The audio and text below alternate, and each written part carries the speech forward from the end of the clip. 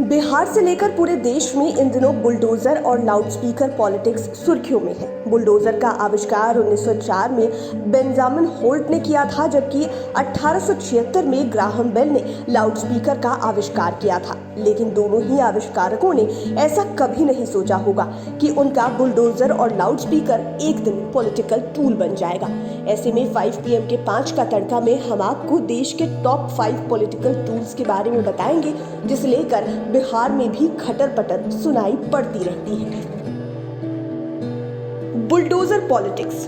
सबसे पहले हम बात करते हैं बुलडोजर पॉलिटिक्स की। बुलडोजर पॉलिटिक्स अभी सुर्खियों में है। यूपी से शुरू हुई यह पॉलिटिक्स की आवाज बिहार में भी गूंजने लगी है। खासकर इसे बीजेपी की ओर से कुछ ज्यादा ही हवा दी जाती है। इसके पीछे बड़ी वजह यह है कि इसकी शुरुआत भी यूपी से ही हुई है। दरअसल बिहार में बन रहे पुल पुलिया के कंस्ट्रक्शन साइटों पर आप अक्सर बुलडोजर को देखते होंगे।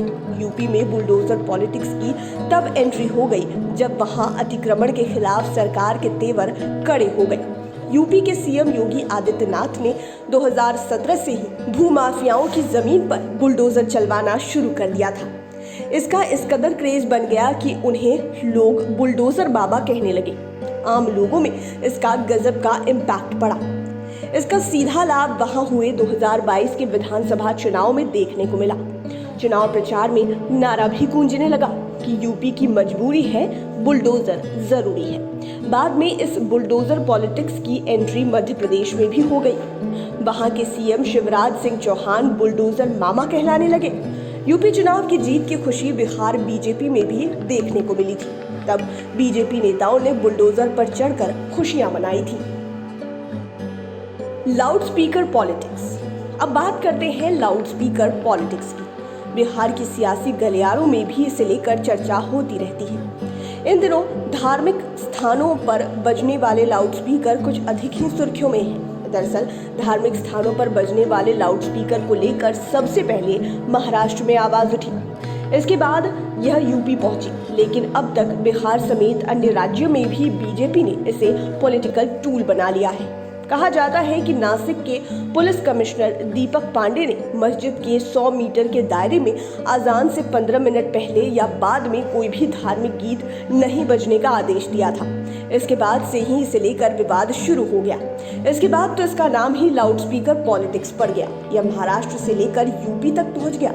मामला सुप्रीम कोर्ट पहुंच गया। सुप्रीम कोर्ट के आदेश का पालन करते हुए यूपी के अलग अलग जिलों में ढेर सारे मंदिर मस्जिद से लाउडस्पीकर हटाए गए। दूसरी ओर बिहार में भी इसे लेकर बीजेपी के नेता आवाज उठाते रहते हैं, लेकिन मुख्यमंत्री नीतीश कुमार कह चुके हैं कि बिहार में ऐसा कुछ नहीं है। सबको अपने मन से और अपने ढंग से पूजा करने की आजादी है। डीएनए पर हुआ था बवाल। डीएनए को लेकर तब बिहार में जमकर बवाल मचा था। यह वाकया 2015 का है। तब बिहार में जेडीयू और बीजेपी की राहें अलग अलग हो गई थी। महागठबंधन के बैनर तले जेडीयू, आरजेडी और कांग्रेस एक साथ चुनाव लड़ रहे थे। बीजेपी एनडीए के बैनर तले चुनाव लड़ रही थी। लेकिन चुनाव से ठीक पहले बिहार में एनडीए की ओर से परिवर्तन रैली का आयोजन किया गया था। इस रैली को संबोधित करने के लिए प्रधानमंत्री नरेंद्र मोदी आए हुए थे।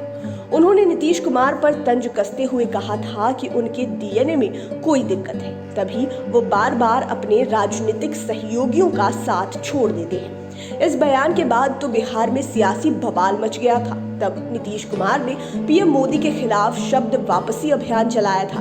उन्होंने कहा कि बिहार के हर एक शख्स का डीएनए एक जैसा है। हम पीएमओ में बिहार के लोगों के डीएनए टेस्ट के लिए बाल और नाखून के सैंपल भेज रहे हैं। मामला तब और बढ़ गया जब पीएमओ ने इन सैंपल्स को लेने से इनकार कर दिया था। इस पूरे मामले पर नीतीश कुमार ने प्रधानमंत्री को चिट्ठी भी लिखी थी। तब जेडीयू की ओर से 1 लाख लोगों के डीएनए सैंपल्स पीएम ऑफिस भेजे गए थे। बाद में यह मामला धीरे धीरे शांत हो गया।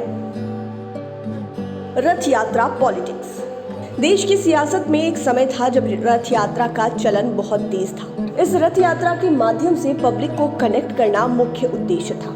आज भी राजनेताओं और राजनीतिक पार्टियों की ओर से तरह तरह की यात्राएं निकाली जाती हैं, लेकिन रथ यात्रा को पूरे देश में हिट कराने में लाल कृष्ण आडवाणी को श्रेय जाता है। दरअसल जब देश में वीपी सिंह प्रधानमंत्री बने थे तब बीजेपी की ओर से स्वर्ण जयंती रथ यात्रा निकाली गई थी। उस समय देश में राम मंदिर का मुद्दा जोरों पर था।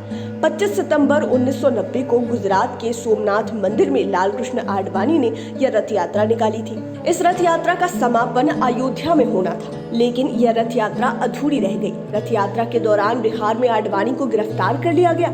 उस समय बिहार के सीएम लालू यादव थे और खास बात कि केंद्र और बिहार दोनों की जगह बीजेपी का सपोर्ट था।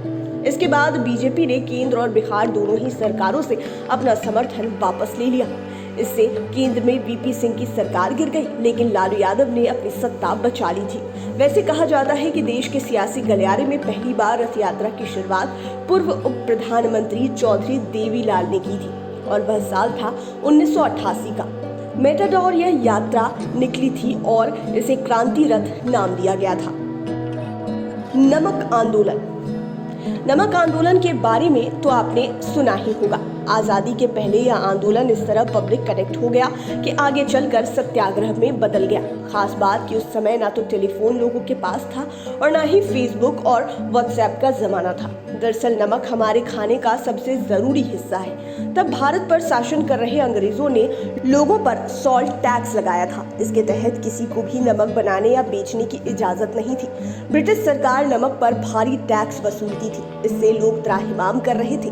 महात्मा गांधी को इसकी जानकारी मिली तो उन्होंने 31 जनवरी 1930 को वायसराय इरविन को पत्र लिखा। इसमें सॉल्ट टैक्स हटाने की मांग समेत कुल 11 मांगों को रखा गया, लेकिन अंग्रेजों ने सॉल्ट टैक्स पर रोक लगाने की मांग को ठुकरा दिया। तब महात्मा गांधी ने 12 मार्च 1930 को नमक सत्याग्रह की शुरुआत की। उस आंदोलन को दांडी मार्च का नाम दिया गया।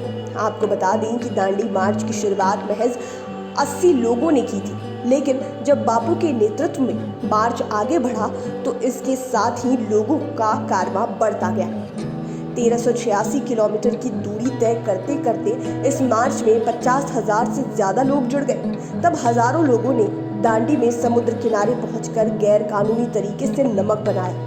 आज भी यह आंदोलन इतिहास में दर्ज है, जो उस समय का किसी पॉलिटिकल टूल से कम नहीं था। उम्मीद है ये वीडियो आपको पसंद आया होगा। इसी तरह के वीडियोस के लिए हमारे चैनल 5 PM को सब्सक्राइब कर लें, साथ ही फेसबुक पेज को भी लाइक करें। धन्यवाद।